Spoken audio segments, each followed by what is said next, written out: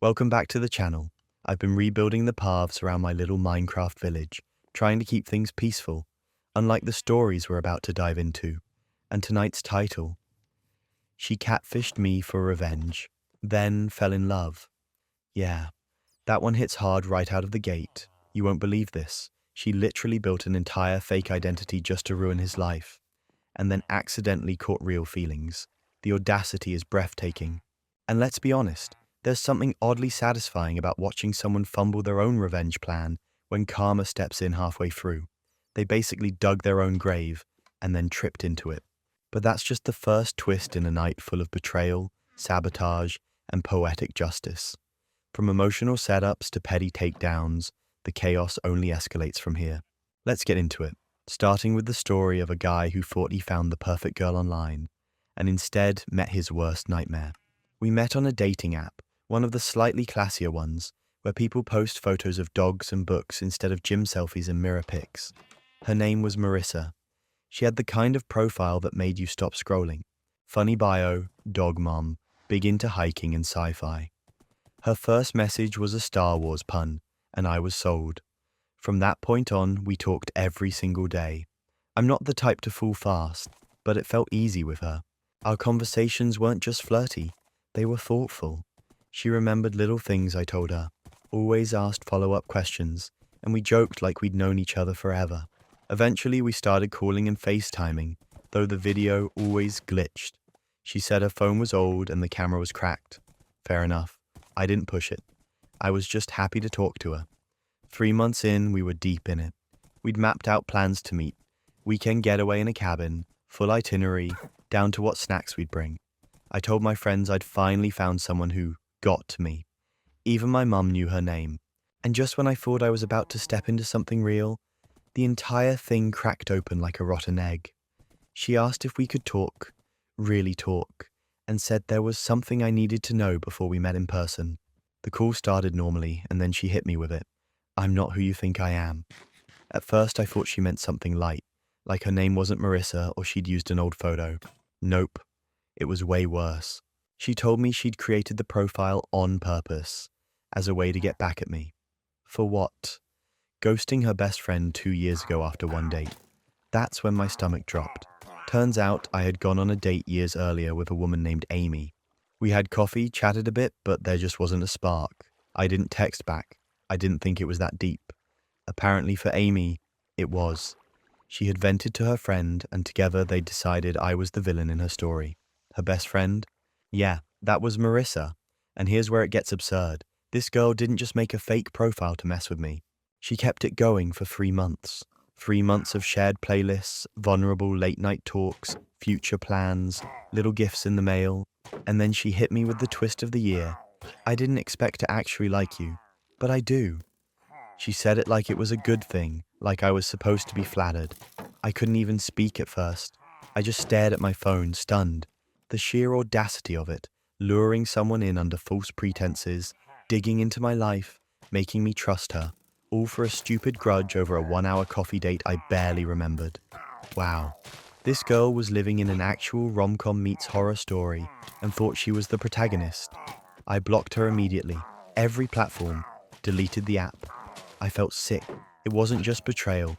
It was a total mind for you to keep. All the inside jokes, the little memories we built. None of it was real. Or was it? That was the worst part. I couldn't even tell what was genuine anymore. But then something weird happened. Days passed, then a week, then 2, and I started missing her. Or missing who I thought she was, the fake version. The late night comfort, the way we clicked. I kept thinking, what if she was being real by the end? So I did something incredibly dumb. I reopened the app, re-downloaded it, logged in, and went looking for her profile. Nothing. I checked Instagram, her number, email, all silent. She had ghosted me. And suddenly I was on the other side of it, spiraling through the same confusion I must have caused her friend years ago. The difference? Mine came with a side of betrayal and psychological warfare. If you've made it this far into the chaos, you're as addicted to Reddit drama as I am. Make sure to subscribe, because this is only story 1. I sat with that feeling for weeks. It wasn't just heartbreak. It was humiliation. I felt like I'd been emotionally pickpocketed. She'd come into my life, pulled every string, and walked away without a trace. And honestly, it worked. Her revenge landed. But in the end, she played herself too. Because somewhere in that twisted little project, she caught real feelings, and then had to watch them crash and burn. Sometimes the best revenge is just giving someone enough rope to hang themselves. And if you thought that betrayal was bad, wait until you hear about the guy whose girlfriend tried to get him fired from every job he ever had. I always thought I just had bad luck with jobs. It started with one internship I lost after only 3 weeks. No explanation, just a vague, "it's not working out." Then a temp role I'd been crushing, gone after 2 months. Then another job, and another. I bounced between 5 positions in 3 years, and each time I left, it was like I was being quietly pushed out. Ghosted by managers, passive-aggressive feedback that made no sense, random complaints that didn't line up with anything I actually did. At first, I thought it was me, like maybe I wasn't cut out for professional life. Maybe I gave off some weird vibe, or maybe I just wasn't good enough. I started overcompensating, showing up early, staying late, double-checking every email. I burned myself out trying to be unfireable. But that wasn't even the worst part, because all the while I was coming home to the one person who always reassured me, my girlfriend. She'd hold me after a hard day, talk me through interviews, tell me the companies were stupid for not seeing my potential. She said I was too smart for the places I worked, that I deserved better. I honestly believe she was the only stable thing in my life. She'd even helped me prep for interviews. She wrote my resume once when I was too burned out to do it. She used to call herself my career guardian angel. Yeah, let that irony settle in. Because one night, everything came crashing down. We were on the couch watching TV, and her phone buzzed. Nothing dramatic, just a Gmail notification at the top of the screen. But I happened to glance over, and I saw my name in the subject line. I paused. She didn't notice. So when she went to the kitchen to grab snacks, I picked up her phone. And yeah, I know how that sounds, but something in me said, open it. So I did. It was a confirmation email from Google. Some complaint had just been submitted under my name, from her Gmail address. It didn't even try to be subtle. Subject line, anonymous workplace review submission to my company. Body, this employee exhibits concerning behavior toward female colleagues. Multiple inappropriate jokes, passive-aggressive tone. Refuses to collaborate with others. My blood ran cold. At first, I thought maybe she sent it on my behalf. Like maybe she was defending me somehow. But then I scrolled, and my jaw hit the floor. Her drafts folder was full of them. Dozens. Some submitted, some waiting to be sent. Every job I'd lost, she had written a fake complaint, crafted them in detail, fabricated harassment claims, passive-aggressive performance reviews, false customer feedback. I even found a spreadsheet she'd linked in one of the drafts. It was titled Career Cleanup. What happened next? Nobody saw it coming. This wasn't just sabotage, this was strategic. The spreadsheet had my resume timeline, columns for each job I'd held, and under each entry, a section for tactic used. One was an anonymous tip to HR. One was a fake Glassdoor review. One job she tanked by posing as a customer and leaving a string of 1-star Google ratings on the company's business listing. She even tracked time to termination, like this was some kind of twisted game. I sat there, stunned, completely numb. This person had lived in my home, shared my bed, listened to me cry after every failed job, and the whole time, she was the one pulling the rug out from under me. For years. And here's where it gets absurd. When I confronted her, she didn't even deny it. She just stared at me and said, I was helping you. I blinked. Helping me? How? She said she was weeding out the bad jobs, that she could see I wasn't happy, and she didn't want me settling, that I deserved better, and she figured if she pushed me out of those dead ends, I'd be forced to aim higher. She framed this like it was some kind of romantic intervention, and when I didn't respond, she got defensive, accused me of invading her privacy, said I didn't appreciate what she sacrificed to keep me motivated. She stormed out of the apartment after saying, no one else would have pushed you like I did. Yeah, she really said that. Sometimes the villain writes their own downfall and thinks it's a redemption arc. I packed a bag that night and went to crash at a friend's place. I didn't even tell her I was leaving. I just left a note. I had to get out before I started doubting myself again, before she found a way to flip it like she always did.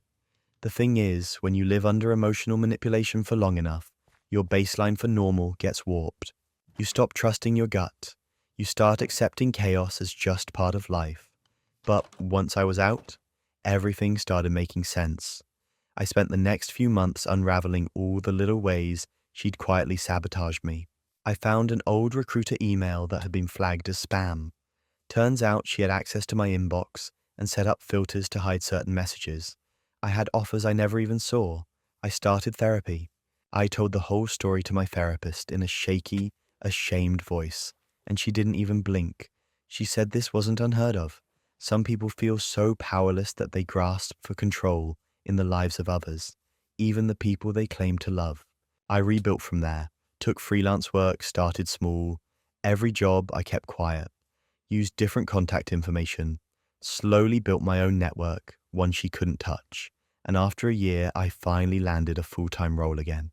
She tried to reach out once, left a voice note saying, "I hope you finally found something that challenges you." I blocked the number.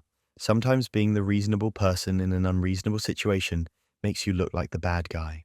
But walking away from someone who's smiling while setting fire to your life, that's not weakness, that's survival.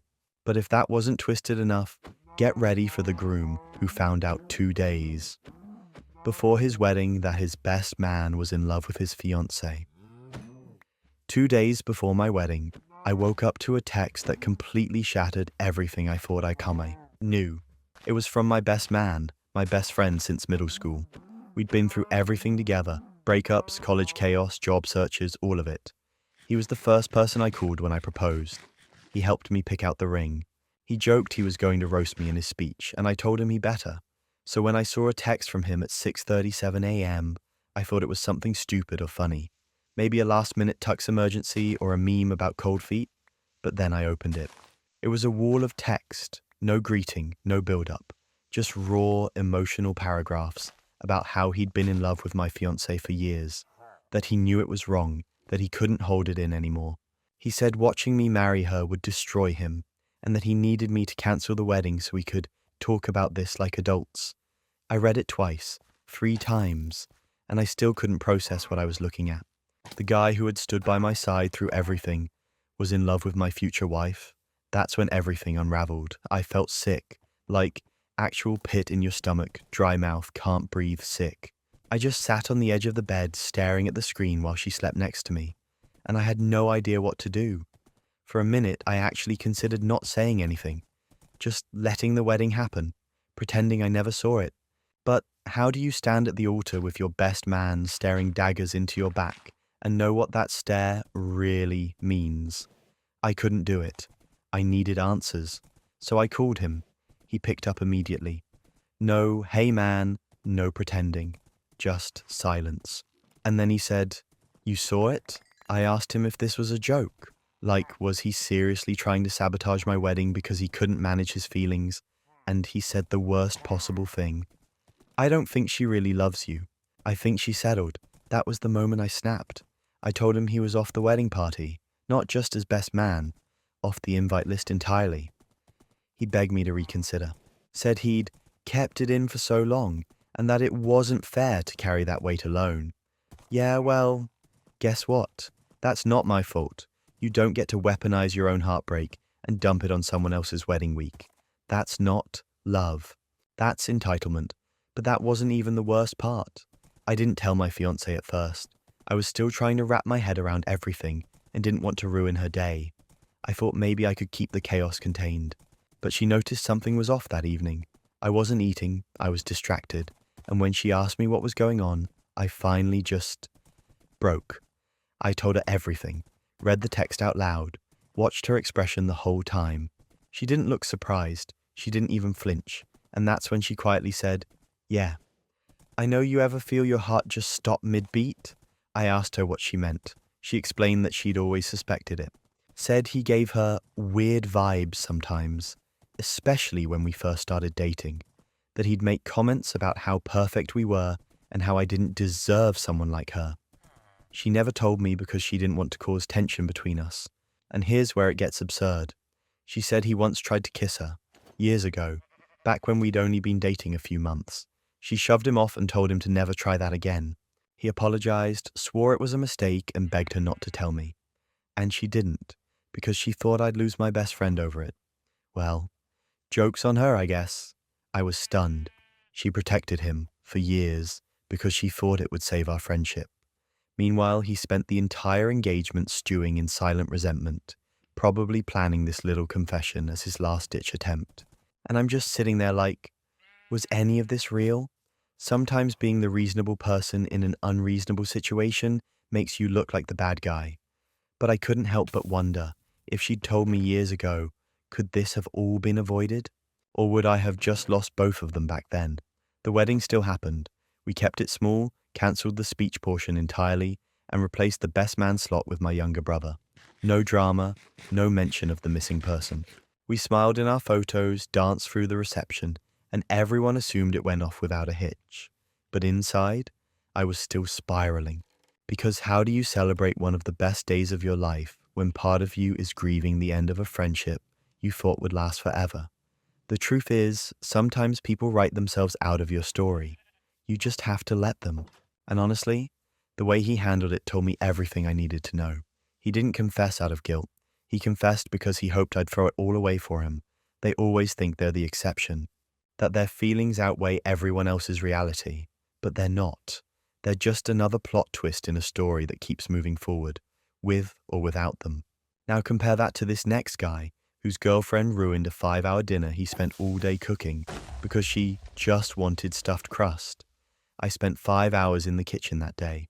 Not because I had to, but because I wanted to surprise my girlfriend with her favorite meal: chicken marsala, garlic roasted potatoes, and homemade bread.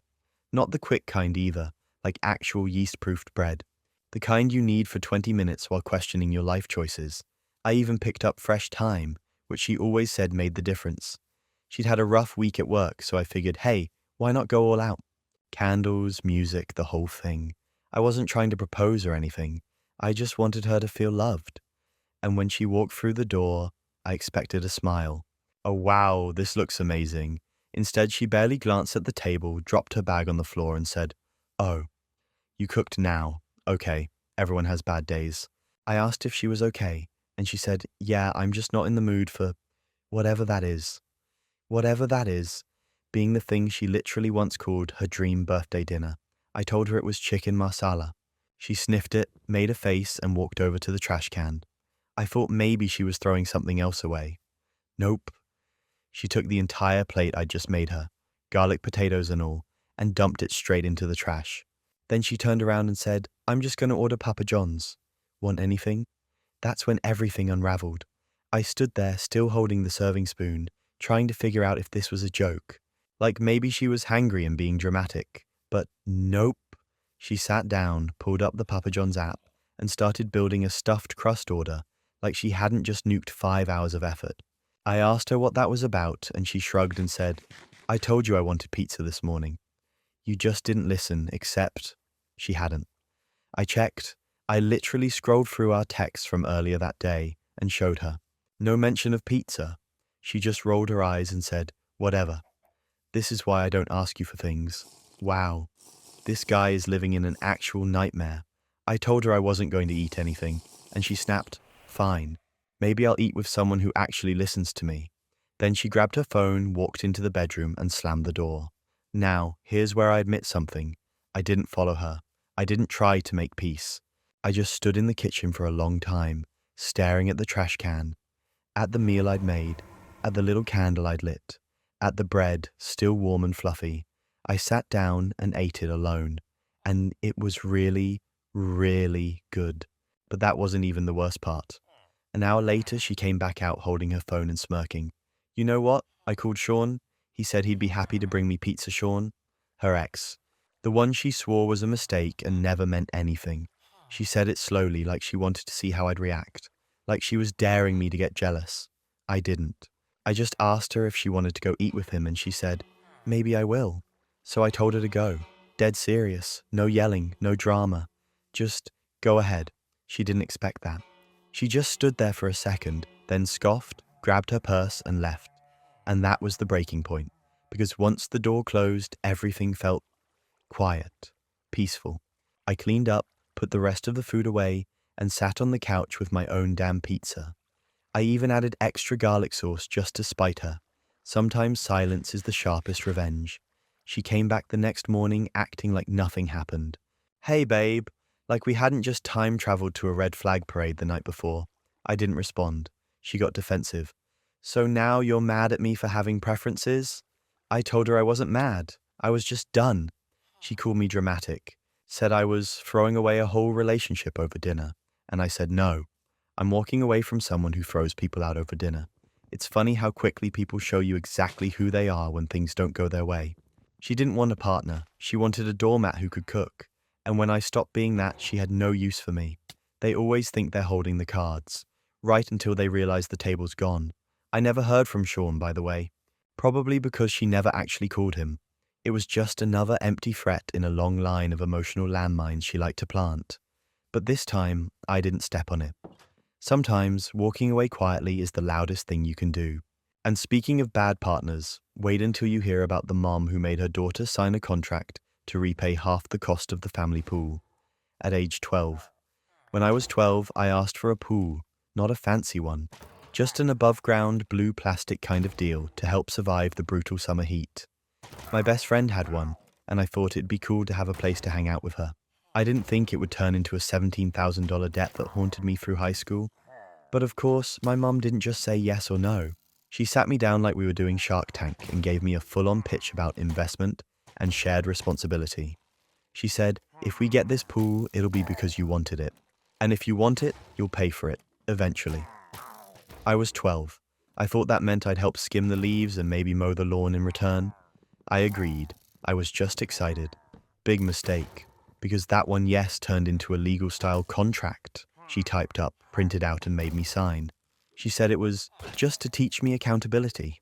At the time, it felt like a fun little game, like playing house but with paper. But that wasn't even the worst part. The pool she ended up buying, it wasn't $500, it wasn't even $5,000. Nope. She took out a $17,000 loan for a full in-ground install. Landscaping, a deck, LED lights, a heater, and some weird waterfall feature nobody asked for. I didn't even see the final quote until I was 16, when she casually mentioned that I now owed her just over $14,000 after interest.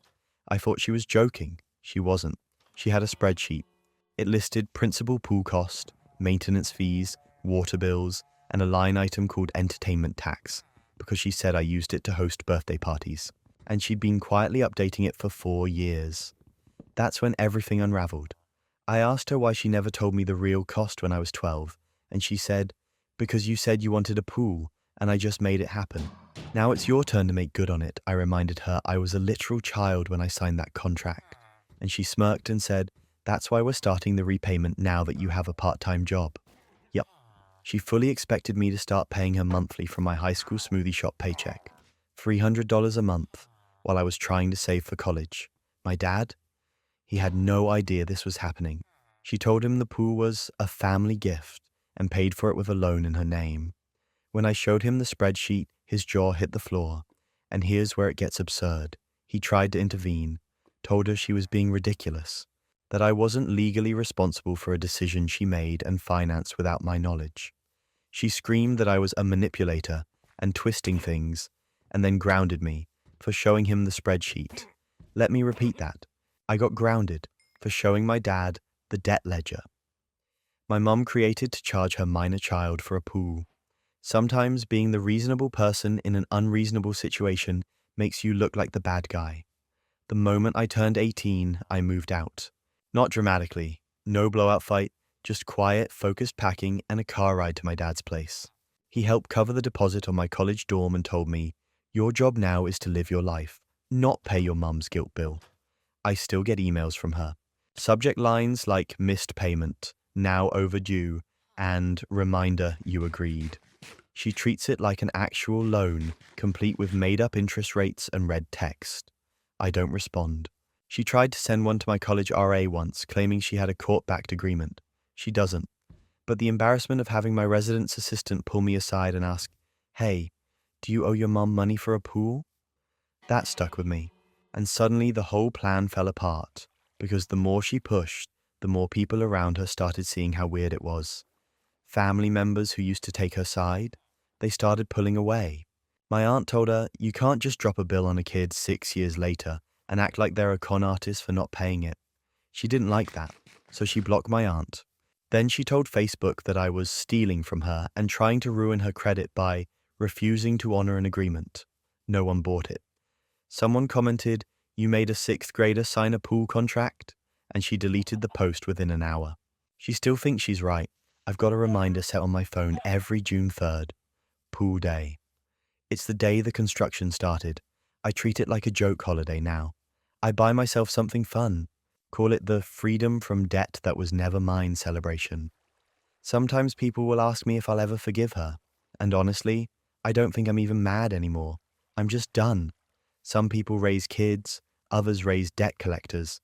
That's financial betrayal. But next, legal betrayal. Because this friend tried to sue someone for not buying her a new MacBook. She left her laptop on the floor right by the entryway.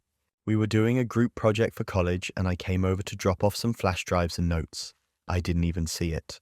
Her backpack was half zipped and the laptop was sticking out, angled just right so when I stepped in and shifted my weight, crunch. I knew immediately something was wrong. It wasn't a loud snap, more like a sickening pressure followed by a soft crack, like stepping on a phone screen. I looked down and there it was, her silver MacBook bent at the hinge like a cheap toy. I panicked, apologized, picked it up. The screen was toast, lines everywhere, glitching total visual snow. It was unusable.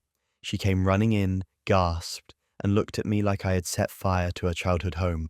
I apologized about 10 times in the next 30 seconds and offered to replace it. Genuinely. I said I'd look up the model and get her the same one. At that point she seemed upset but said, okay, yeah, we'll figure it out. She even laughed a little. Said it was partially her fault for leaving it there. I thought we were good. But that wasn't even the worst part. The next day she texted me a link. Brand new MacBook Pro. Not the one she had. Not even close. Her old one was a 3-year-old base model Air. The one she sent, it was a spec'd out M2 Pro, 16-inch, with everything upgraded. Price tag, $3,199. She added, this is the one I want now. You can Venmo me or buy it online. I stared at my screen like, is this a prank? I texted back politely, said I was happy to replace the original, or give her the money for a comparable refurbished version. She replied instantly, that's not how this works. You broke it. I get to choose the replacement. No joke, she actually typed. That's the rule. That's when everything unraveled. I called her. She picked up and immediately launched into a monologue about how traumatic it was to lose her laptop, how she'd needed an upgrade anyway, and how this was actually a blessing in disguise. Then she dropped the line. I mean, if you hadn't broken it, I would have had to suffer with that old thing for another year. Suffer. She made it sound like I snapped the spine of her emotional support animal. I reminded her that I never agreed to buy a luxury upgrade, and she said, then I guess we'll let a judge decide. I laughed, like a full, awkward laugh. I thought she was joking. She wasn't. 2 weeks later, I get a letter in the mail. Certified. She'd filed a small claim suit against me, claimed I owed her $3,199 for the replacement value of her MacBook. At this point, even my mum was mad. I showed the paperwork to a friend in law school, and he said I had a solid case. Her claim was way beyond fair replacement value, and she was banking on me caving. So, I didn't. I filed a countersuit. Included photos of the original laptop model, screenshots from our previous texts, and a quote from Apple's own site for the refurbished equivalent.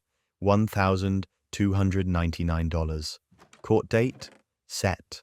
And here's where it gets absurd.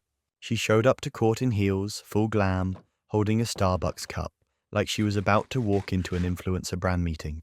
She printed out a 3-page monologue, yes, monologue, about how the pain and stress of being without a laptop during finals had irreparably harmed her academic career. She even used the word oppression in small claims court. The judge listened patiently, then turned to me. I handed over everything, timeline, photos, specs, even receipts from Apple's own site. He asked one question, Did she have this newer model before you stepped on the old one? I said, No, sir. The one I broke was 3 years old and cost less than half what she's asking for. He turned to her and asked, Why do you feel he should pay for something you never owned? Her answer? Because that's what I deserve now. That's when the judge chuckled. Out loud. He actually chuckled, said something like, Mom, this isn't a lottery ticket, and ruled in my favor. Not only did I not have to pay the $3,199, she had to pay me back for court costs, and her expression when he announced that, worth every bit of stress. Sometimes karma doesn't knock. It walks straight into court with a folder of receipts.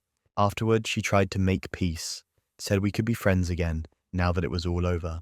I said, Thanks, but I've already upgraded to friends who don't sue me. She rolled her eyes and blocked me. Honestly, best outcome. Sometimes people show you exactly who they are the moment they don't get what they want. You just have to believe them. And after that courtroom chaos, let's dive into some marriage drama. Starting with the guy who told his wife she couldn't do it without him. She proved him wrong. It was a dumb fight. One of those circular arguments that starts over something small and spirals into personal attacks. I don't even remember how it began. Dishes maybe, or laundry, something domestic and trivial. But I remember how it ended. I shouted, You'd fall apart without me. And then came the silence. Not the loud, dramatic silence where someone storms off.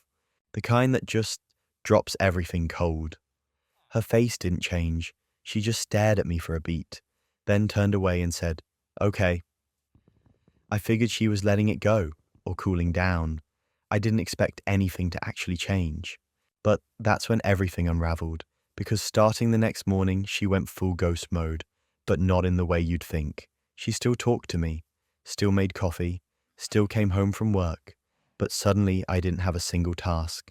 No meal waiting, no laundry done, no appointments made, no reminders given.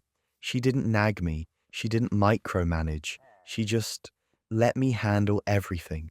I had no idea how much I'd been relying on her. And I don't mean in some, oh, I love her cooking kind of way. I mean in the full-on survival sense. By day 3, the dog hadn't been walked. I'd missed a bill payment. My work shirt was still sitting in the hamper, unwashed. I opened the fridge and found a half carton of almond milk, a bottle of mustard, and some leftover rice from the week before. When I asked her what was going on, she smiled, genuinely smiled, and said, You told me I wasn't needed, so I'm not helping. That's when the panic kicked in. She was doing everything, and I mean everything, before. Groceries, she ordered and picked them up. Cleaning, she did it in chunks while I was gaming. Bills, she had autopay set up and tracked everything in a spreadsheet I never even opened. I used to think we split things 50-50. We didn't, not even close. Wow. Sometimes being the reasonable person in an unreasonable situation makes you look like the bad guy. Especially when you just realize you've been the unreasonable one the whole time. Then came the breaking point. A week later, I forgot to submit a timesheet for work. Lost a full day of pay. The trash hadn't gone out in days. We got a warning email from the HOA about weeds in the yard. I asked her, Why didn't you tell me? She shrugged. You said I wouldn't survive without you. I figured you'd handle it. It wasn't petty. It was neutral, controlled, cold, and it worked. I started spiraling, stayed up late trying to fix little things, downloaded a budgeting app, tried to cook, burned a pan, tried to fix the garbage disposal, made it worse. She didn't yell. She just watched me flail, calmly. It was the most effective power move I've ever witnessed. She didn't throw my words back at me. She made me live them. And suddenly the whole plan fell apart, because by week 2 I broke. I sat her down and said, I'm sorry. You were right. You've been doing way more than I ever noticed, and I took it for granted. She just nodded. That hurt more than yelling would have. So I asked what I could do. She said, figure it out, like I've been doing. That was my turning point. I started learning, actually learning.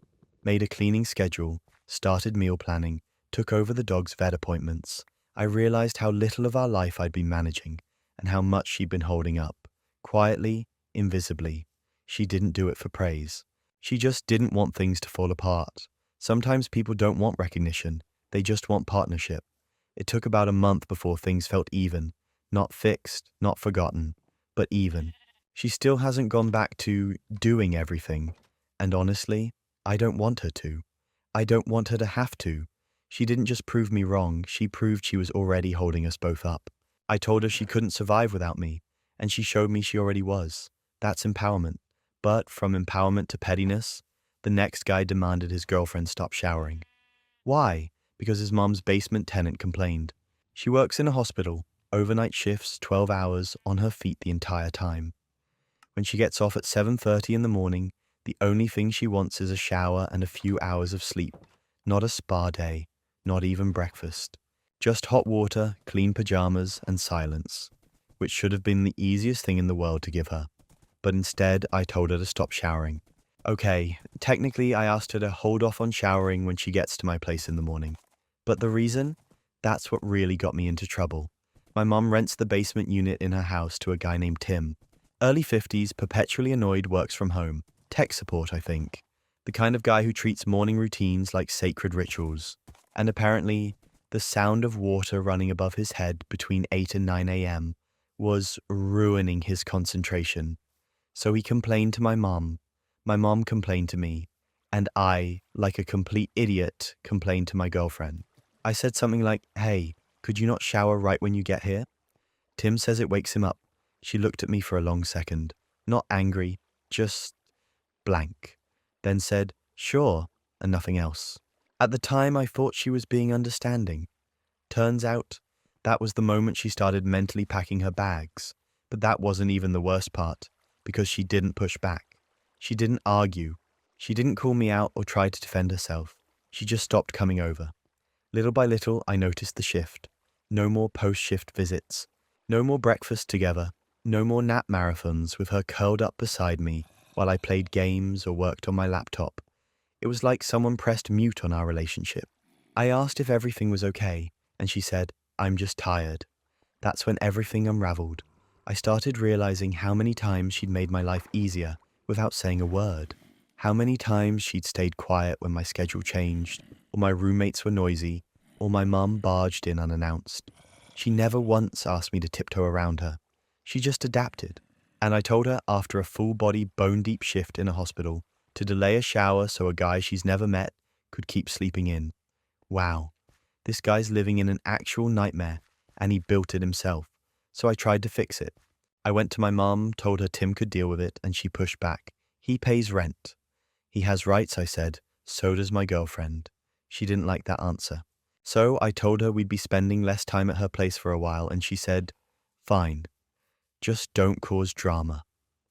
By the time I finally got the nerve to talk to my girlfriend and tell her I'd stood up for her, she'd already moved on emotionally.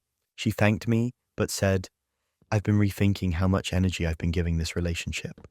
And honestly, I think I needed this wake-up call that hit hard, because it wasn't just about a shower. It was about the fact that, when she was tired and vulnerable, I picked convenience over care. And she noticed. They always do. Sometimes the smallest betrayals don't feel like betrayals until they're seen from the outside. And by then, it's too late.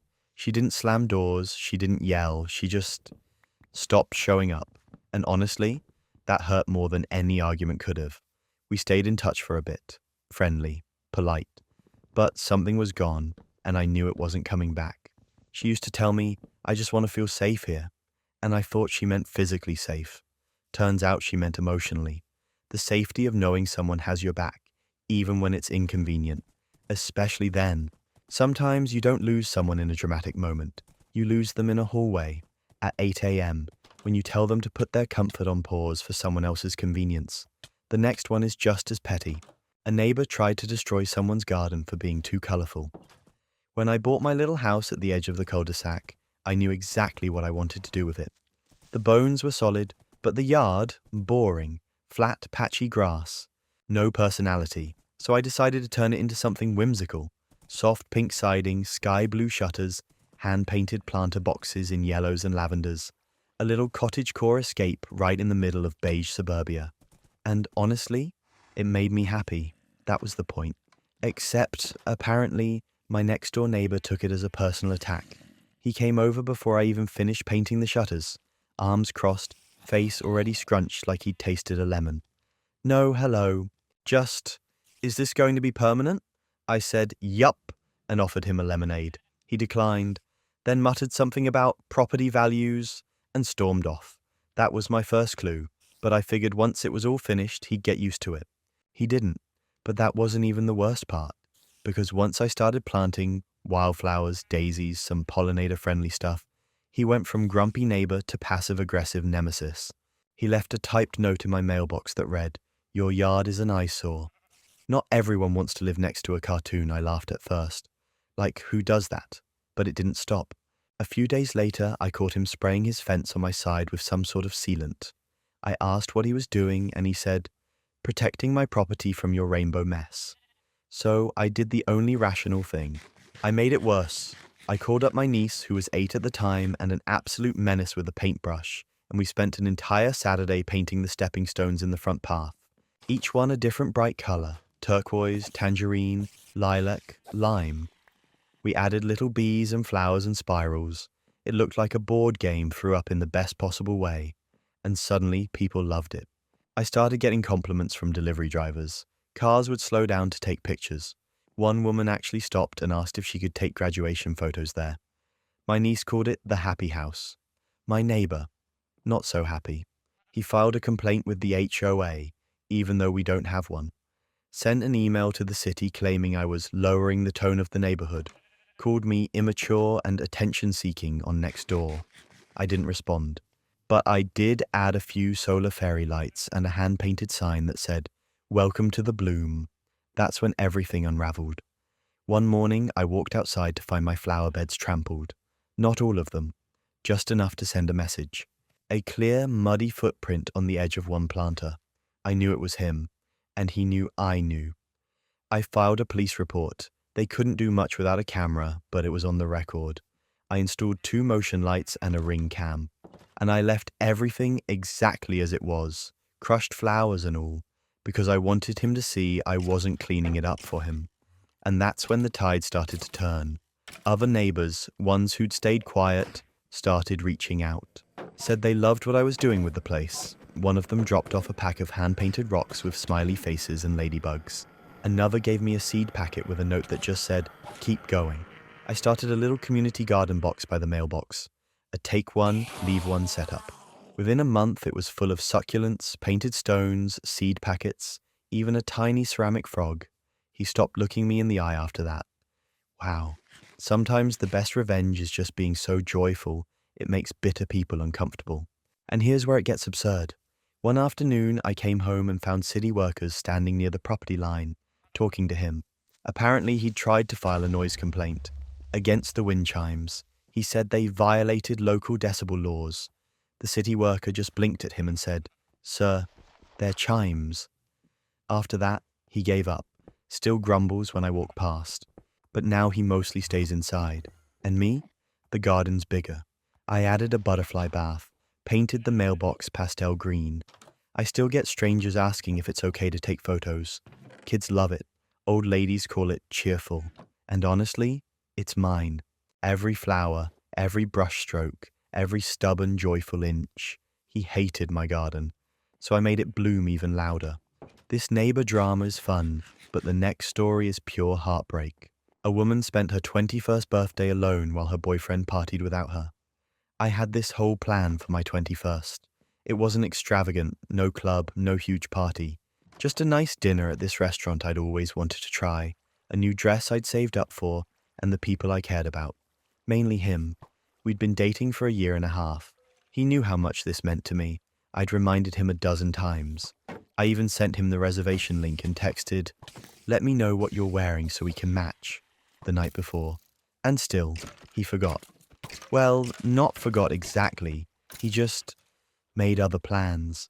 I was all dressed up, full makeup, heels that hurt, sitting in the little waiting area by the host stand, while the servers gave me sympathetic glances. 10 minutes passed, then 15. I texted, "Hey, are you close?" No answer. 25 minutes later, he finally called, but that wasn't even the worst part. He was already drunk. I could hear the music in the background. Laughter. Someone shouted, "Shot, shot, shot," and he laughed along with them. He said, "Oh shoot, babe, was that tonight?" I didn't even know what to say. I just stared at my phone, hearing him laughing like it was funny. Then he said, "You should have reminded me again this morning." I said, "I reminded you last night." He said, "Yeah, well, I got invited to Zach's thing and didn't want to bail. You know how it is, wow. Sometimes being the reasonable person in an unreasonable situation makes you look like the bad guy. Because I was the one sitting alone, but somehow I still ended up apologizing. I hung up. I didn't say anything. Just walked out, got in the Uber, and cried the whole ride home. New dress, uneaten dinner. Nothing but mascara on my cheeks and the text, "Lol, my bad," sitting unread on my screen. And then came the breaking point. The next morning, he texted like nothing happened. "Hey, you mad?" I didn't answer. 10 minutes later, "I said I was sorry." An hour later, "Are you seriously ignoring me over this?" I finally responded, said I needed space. He said, "You're so dramatic." And "I thought you were more chill than this." And the classic, "You're being needy." That's when everything unraveled. I didn't argue, I didn't try to explain myself. I just posted the full text chain. Screenshots. No commentary. Just, "This was my 21st birthday." It blew up. Friends started commenting. A few mutuals messaged me privately saying, "Yeah, he's done this before." One girl from his gym DM'd me and said, "You deserved better. He's always been a flake." And suddenly the whole plan fell apart. His plan, I mean. He called me furious, said I embarrassed him, said I was being spiteful. I said, "You embarrassed yourself." I just told the truth. He begged me to take it down, promised he'd make it up to me, swore he'd learn from this. But here's the thing, birthdays aren't about learning opportunities for your partner. They're the one day you should feel prioritized, and I realized I never had been. So I blocked him, didn't even let him do the grand apology arc. No closure speech, just silence.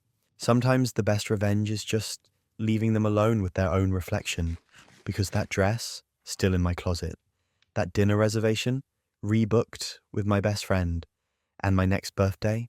Well, I won't be spending it waiting on a guy who thinks I forgot is a valid excuse. Now, what if your own family ruins your wedding?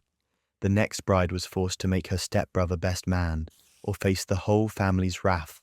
When I got engaged, I already knew who my best man was going to be. No hesitation. It was my best friend, Josh. We've been close since middle school. He's been there for me through everything. College chaos, job layoffs, even the night I proposed. But apparently that wasn't good enough for my stepbrother, Ryan. Now for context, we're not close. We didn't grow up together. He's my dad's new wife's son. We met when we were already teenagers, and calling him family is honestly being generous.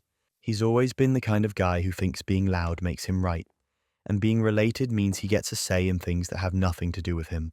So when I announced our engagement and posted that Josh would be my best man, Ryan lost it. He sent me this massive dramatic text about how I was excluding him and humiliating him in front of the family, like it was some political appointment and not, my wedding. At first I thought he was joking, but nope, that was just the start. A few hours later I get a call from my dad, and suddenly it's not just Ryan who's upset, it's my stepmom too. She says I'm being disrespectful to the blended family, and that this was my chance to unite both sides. I said, "He's not my side. He's barely in my phone." They didn't like that. Then came the breaking point. My dad called again the next day. His tone was calm, but the message was brutal. If I didn't make Ryan the best man, or at least a co-best man, then they wouldn't be coming to the wedding. And just like that, it went from family drama to full-on emotional blackmail. I couldn't believe it. I asked, "So you're telling me that my wedding is less important than Ryan's feelings?" He didn't say yes, but he didn't say no either. That's when everything unraveled. Because here's the thing, I'd tried so hard to be polite over the years, smiled through awkward holidays, let Ryan dominate conversations, put up with him mocking my job, my car, my relationship. He once joked that he'd be the one giving a speech at my divorce. And now he wanted to be best man? Wow. Sometimes the best revenge is just giving someone enough rope to hang themselves. So I said no, flat out. No co-best man nonsense. No compromise, I told my dad. This day is about me and the person I love, not about managing Ryan's ego. He said, "Then don't expect us there." I said, "Okay." And you know what? They didn't show. But the wedding? It was still perfect. Josh gave the most thoughtful speech I've ever heard. My wife looked like magic. Everyone danced. There was laughter, tears, the whole thing. And not once did I miss them. What happened next? Nobody saw it coming. Because a few days after the wedding, Ryan posted this long, dramatic rant on Facebook about how family is being torn apart by favoritism and how he was publicly disrespected and betrayed by those he called brother. I didn't respond, but everyone else did. Cousins, extended relatives, even old friends of his mom started commenting things like, "Maybe the wedding wasn't about you, dude," and "pretty bold to feel entitled to someone else's spotlight, turns out." People noticed the drama, and they were tired of pretending Ryan was the victim. Sometimes karma doesn't knock, it just lets people expose themselves. Eventually, the post got deleted. I got a half-hearted email from my dad a week later saying, "Sorry things got tense." That was it, but I didn't need more. Because standing at that altar, with the people I chose to be there, not the ones who tried to bully their way in, was the most freeing feeling in the world. I used to think weddings were about family.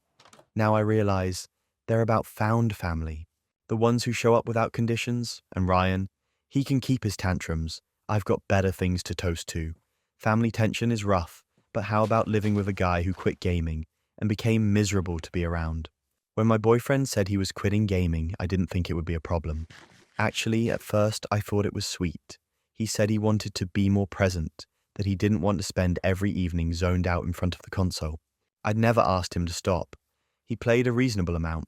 It wasn't interfering with work or our relationship. But he seemed serious, like he really wanted to shift his priorities. So I said, "Cool. That's great. I expected we'd cook more together. Maybe go for walks, pick up a show we've been putting off." But that's not what happened. Instead of gaming, he just sort of sat. He'd come home from work, throw his keys on the counter, collapse on the couch, and stare. Not at anything in particular, just stare. Arms crossed, blank face, not even scrolling on his phone, just aggressively existing. And at first, I gave him space. I figured he was adjusting, trying to figure out what to do with all the time he used to spend in games. But then came the breaking point. He started snapping. Little things at first. I'd ask what he wanted for dinner and get a cold, whatever. I'd put on music and he'd say, "Can you not?" I laughed at a TikTok and he sighed like my joy physically hurt him. One night I asked if he wanted to go out, just grab a burger or something, low-key. And he said, "Why do we have to do something all the time?" I blinked at him. "We've been sitting in silence for 3 hours." He shrugged. "That's not a problem." This man went from fun, chatty gaming buddy to emotionally constipated roommate in less than a week, and it only got worse. He stopped going to the gym, stopped calling his friends, said they only wanted to talk about Destiny and Elden Ring, and he was trying to move past that. But that wasn't even the worst part, because somewhere between quitting games and quitting joy, he decided I was the problem. He'd roll his eyes when I put on Netflix, call it numbing content. If I read a book, he'd mutter something about escapism.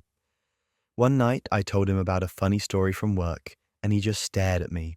No smile, no response. Then said, "Cool," and went to brush his teeth. It felt like I was dating a man-shaped fog of resentment, so I asked him gently, "Hey, have you thought about talking to someone? Like a therapist?" And he lost it. Said I was pathologizing normal emotions, that not playing games had just made him see the world clearly, and that I couldn't handle him being real instead of distracted. He called gaming the last socially acceptable drug and accused me of wanting him to go back to it so he'd be easier to live with. And honestly, yeah, at that point I did. Sometimes the reasonable person in the room looks like the villain just because they still want peace. I told him, "You don't have to start gaming again, but you do need to do something. Read, volunteer, pick up a hobby, talk to someone, just move." He refused, said he was just figuring stuff out. Okay, but what exactly was he figuring out? How to fold himself into the couch like a bitter origami crane. And suddenly the whole plan fell apart. One night I came home from work to find him sitting in the dark. No TV, no music, just darkness and this weird humming silence. I flipped the light on and he squinted at me like I'd disturbed some sacred ritual. I said, "Are you okay?" And he just said, "Are you?" That was the moment I realized I wasn't sad. I was just exhausted, carrying the emotional load of two people while he treated stillness like some kind of moral high ground. So I stopped trying, stopped asking him to talk, stopped suggesting plans, stopped treating his silent sulking like something I had to fix. And wouldn't you know it? 2 days later, he said, "I think I might reinstall Steam." I blinked. "Oh? I thought you were above that now." He shrugged. "I just miss it." "You think?" I told him, "Do what you want. But you need to realize it's not the games. It's what you do when you're not gaming." He didn't say anything, but a week later he started playing again. And just like that, he was human again, laughing, smiling, calling his brother to talk about loadouts. I wish I could say it fixed everything. It didn't, because I realized I can't be in a relationship where my partner goes emotionally comatose without a controller in their hands. So I left. Sometimes giving someone exactly what they asked for is the clearest way to show them what they've become. He quit gaming, and for a while, he quit living. And me, I learned the difference between a distraction and a life. And speaking of refusing help, the next wife asks for just 20 minutes to rest. Her husband says no. What follows is a meltdown that flips their entire marriage. She asked me for 20 minutes. Just 20 minutes to rest after a brutal day wrangling the kids, running errands, and trying to hold the house together. She didn't even sit down when she asked. I remember she was standing in the kitchen, still holding a half-unloaded grocery bag, her hair falling out of a messy bun, eyes glassy and red. And I told her no, not because we had anything urgent, not because I had a better reason, just because I was tired too, and in the moment I decided her exhaustion didn't outrank mine. I said something like, "You've been home all day." "I've been working." It was one of those sentences you say when you want to win, not when you want to understand. She didn't yell, she didn't roll her eyes or snap back. She just nodded, quietly unpacked the rest of the bag, and went back to cooking dinner. At the time, I thought that was the end of it, but that wasn't even the worst part, because over the next few days, things started shifting, quietly. I'd get home from work and the dishes weren't done. The kids were watching TV in pajamas that didn't match. No lunchboxes prepped, no notes in their folders, no dinner simmering on the stove. She'd say, "I figured you'd handle that part tonight." Then the laundry stopped being folded. Then groceries stopped appearing magically in the fridge. And then came the breaking point, Saturday morning. I rolled over in bed, wondering why the kids weren't banging on the door like usual. It was nearly 9:30. I got up, walked into the living room, and she was gone. No note. Just the kids quietly watching a movie, eating cold cereal straight from the box. I called her. No answer. I texted, "Where are you?" She replied an hour later, "Taking 20 minutes." And that's when it hit me. She wasn't mad. She was done. This wasn't a tantrum. This wasn't revenge. This was quiet, practiced disengagement. Like she'd crossed a line in her head and there was no walking back. She didn't slam doors. She didn't pack a suitcase. She just stopped carrying both of our weight. And suddenly the whole plan fell apart. I had no idea how much of our life she was holding together. I thought I was contributing equally, working, paying bills, mowing the lawn, but she was running the whole show behind the scenes. School schedules, birthday gifts, dentist appointments, grocery lists, emotional labor, bedtime stories, meal planning, the entire engine of our home. And I said no to 20 minutes. Sometimes being the reasonable person in an unreasonable situation makes you look like the bad guy. But in this case, I was just the bad guy. I asked her later that night, "Why didn't you tell me you were this overwhelmed?" She just looked at me and said, "I did. You weren't listening." That silence, it hurt more than any fight ever could, because it wasn't rage, it was grief. Grief for a version of us that used to be partners. Over the next few days, I tried to help. I made dinner, packed lunches, read bedtime stories, but it all felt late, like trying to fix a boat after it's already sunk. She never screamed.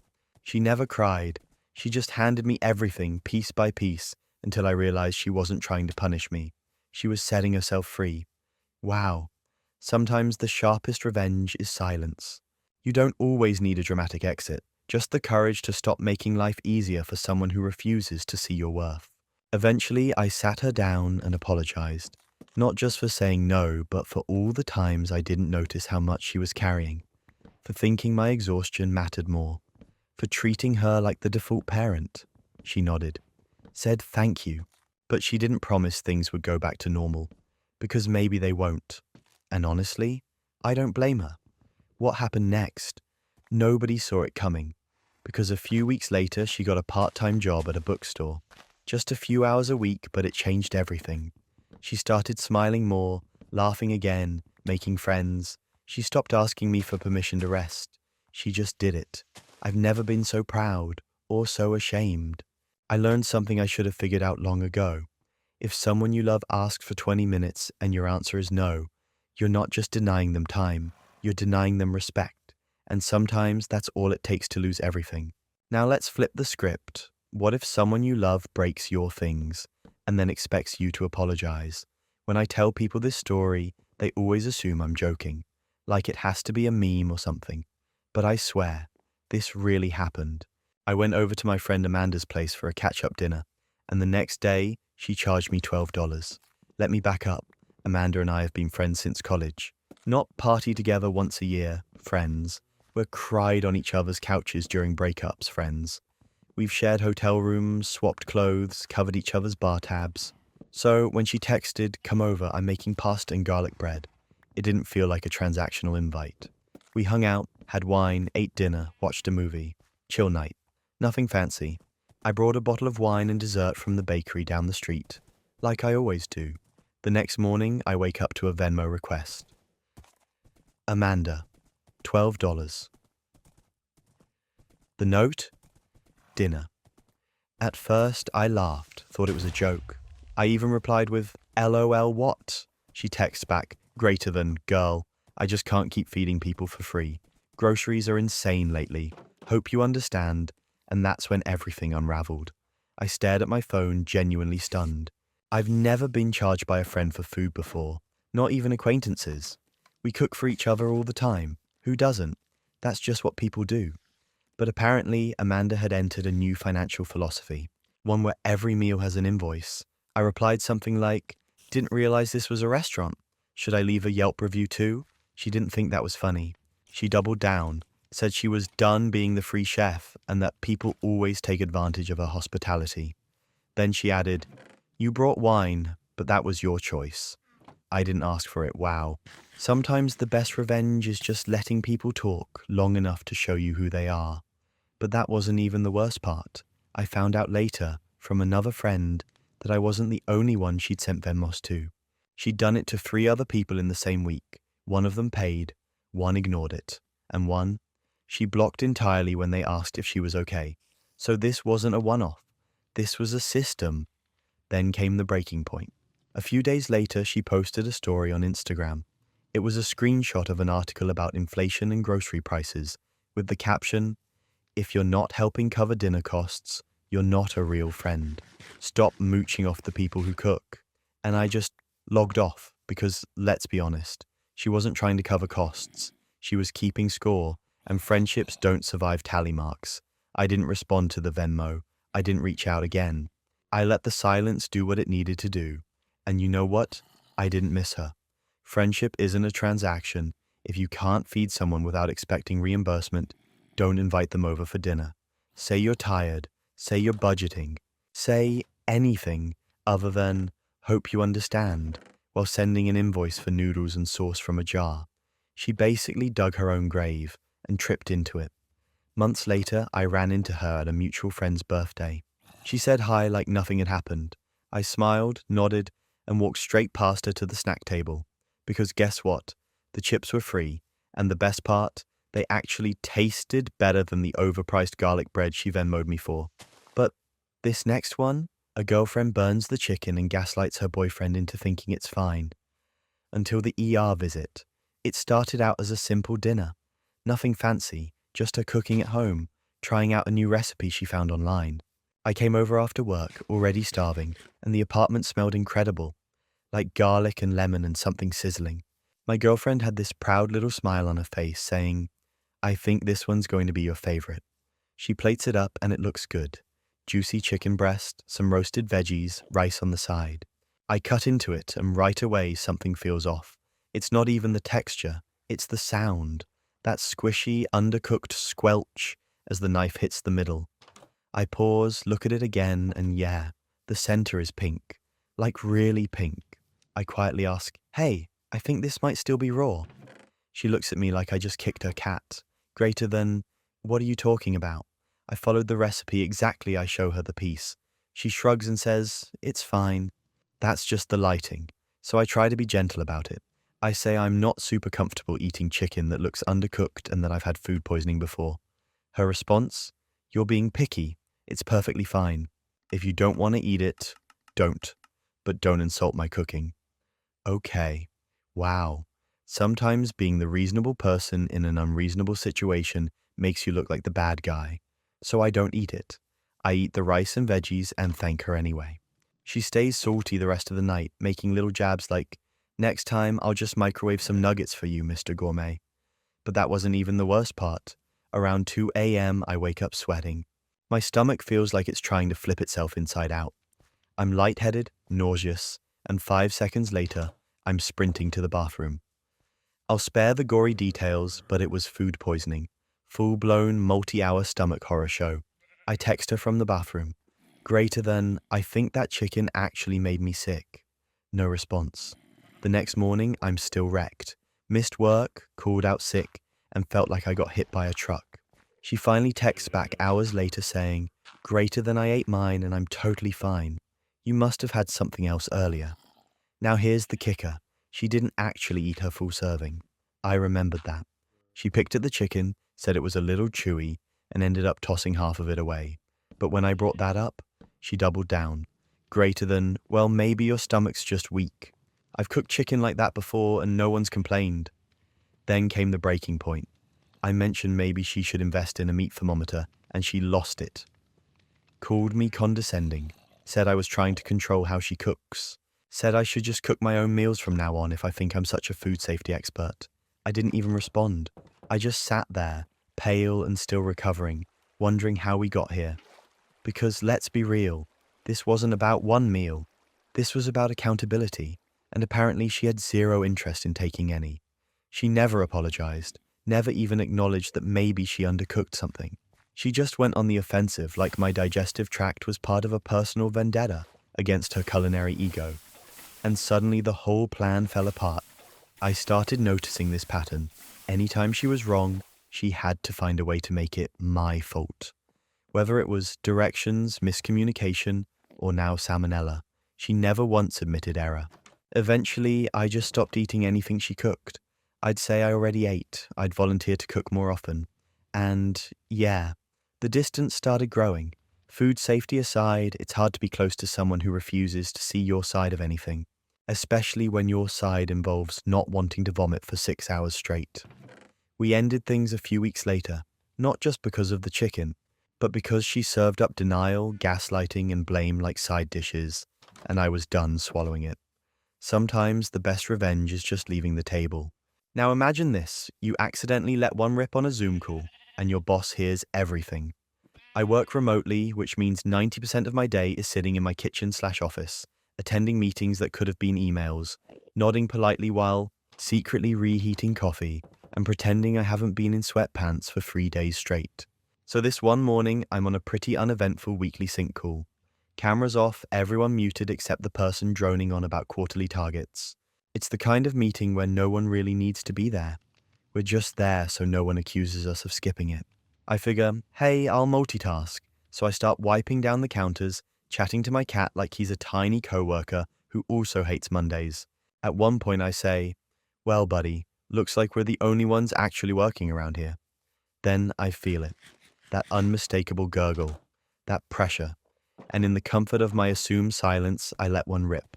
Loud, confident, echoing off the tile kind of loud. That's when everything unraveled. My cat darts under the table like I set off a firework, and I laugh. Out loud. Then I glance at my screen and realize my mic icon isn't red. It's green, wide open, unmuted. Has been for the last 5 minutes. Suddenly I'm running mental damage control. Did they hear the fart, the cat talk, my lazy Monday commentary? All of it? I frantically mute myself. Too late. The chat window pings. My boss, an older, overly chipper guy who still uses emoticons, DMs me. Greater than great energy today. At that moment, I felt my soul leave my body.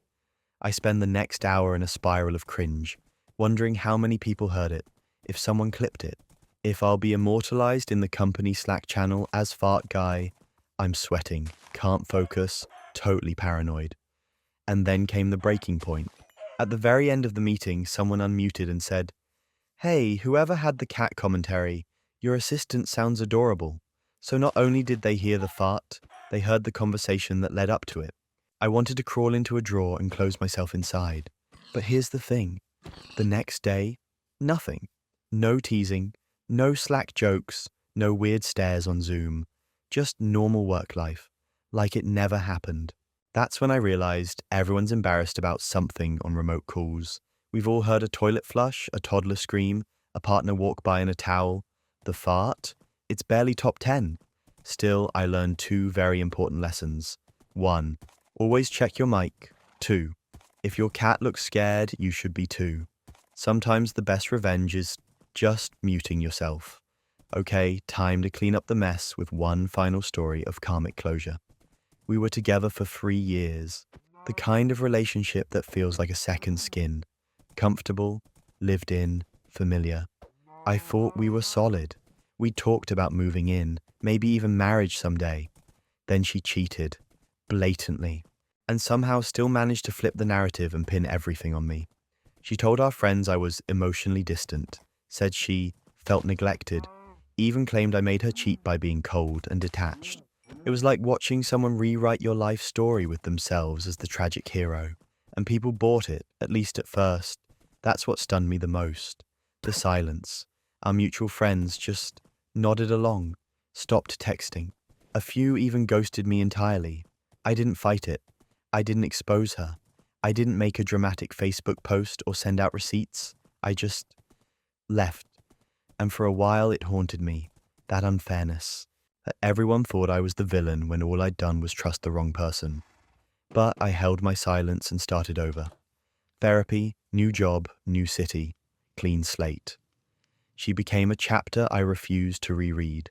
Then came the breaking point. Almost 2 years later, I get a random message from a guy I don't know. Apparently, he was her new coworker. Said he found my name while doing some very unofficial background checking after something weird happened at their office. He was polite but blunt. Greater than, "I think she's doing to someone here what she did to you." Turns out she hadn't changed at all. She was dating 2 people at once at her new company, one of them being her direct supervisor. She played both sides, told each of them the other was stalking her, tried to weaponize HR until they compared notes. And here's where it gets absurd. She didn't just get fired, she got exposed. Screenshots, emails, Slack messages, all of it got dragged into a company-wide mess. HR took it seriously. The supervisor she manipulated resigned. The other guy, heartbroken, and her. She didn't just lose her job, she got blacklisted across the entire industry. Small field, big fallout. Meanwhile, I'm sitting there rereading this message like, greater than, wait, I didn't even do anything. No revenge plot, no scheming. I didn't even tell this guy what she did to me. Life just caught up with her, like she handed Karma the itinerary and told it where to park.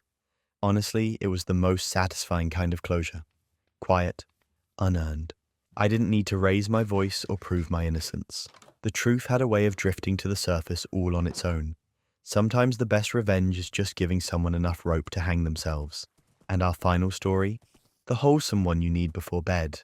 My neighbor was one of those quiet, polite old men who always wore a tucked-in button-down and watered his lawn like it was a sacred ritual. We'd wave sometimes. Small talk here and there, weather, sports, the usual. But the one real connection we had was his dog, Scout. Scout was a lanky senior mutt with these giant, soulful eyes. Every time I walked past their house, he'd run up to the fence and just lean against it until I scratched behind his ears. Over the years, we kind of became buddies. Eventually, his owner started inviting me in for coffee, mostly just to talk about Scout. You could tell that dog was his whole world. Then one day, everything changed. He knocked on my door, not waved, not called out from the porch. Actually knocked. And when I opened it, he was holding Scout's leash with shaking hands. No greeting. Just a quiet, I need to ask a favor. He had been diagnosed with late-stage cancer and was being admitted to hospice care that afternoon. There was no family, no friends, no one but Scout. He looked me dead in the eye and said, "He trusts you." That's all I need, I promised him, right there, that I'd take care of Scout for as long as he needed. He just nodded, handed over the leash, and turned to leave. That was the last time I ever saw him. The first few days were rough. Scout kept whining at the door like he thought his owner would walk back through it at any moment. He barely ate, slept curled up on the mat, like he was guarding the entrance. But slowly, day by day, he began to soften again. I started taking him on long walks, letting him sniff everything at his own pace. I bought the exact same brand of dog food, the same treats, even tried replicating his routine down to the minute. Scout and I became inseparable. He'd sleep next to my bed, wait for me by the bathroom door, follow me from room to room like a shadow that wagged. Weeks passed, then months. I never heard a word from hospice, never got an update. And honestly, I wasn't sure I wanted to. Some part of me assumed the silence was the answer. Then came the letter. It showed up on a rainy Tuesday, tucked between bills and junk mail. No return address, just my name, written in a hand I recognized immediately. I opened it standing over the kitchen sink like I'd forgotten how furniture worked. Inside was a short, handwritten note. Greater than, if you're reading this, then I'm gone. But Scout isn't, and that's all that matters. I knew he'd be okay with you. I saw the way he looked at you. Thank you for loving him the way I did. And below that, in barely legible pen, greater than, he always liked you better anyway. I just stood there for a long time. Scout wandered over, bumped my leg with his nose, and sat beside me like he knew. It wasn't some dramatic ending. There were no lawyers, no drama, no chaos.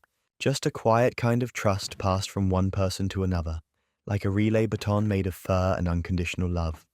Sometimes the internet is full of betrayals and pettiness, but sometimes it's stories like this, and breathe. Because not all Reddit stories end in courtrooms or meltdowns. Some end in soft silence, in wagging tails and handwritten letters. If you've made it this far, thank you. Sweet dreams, everyone. And remember, sometimes the internet does have a heart.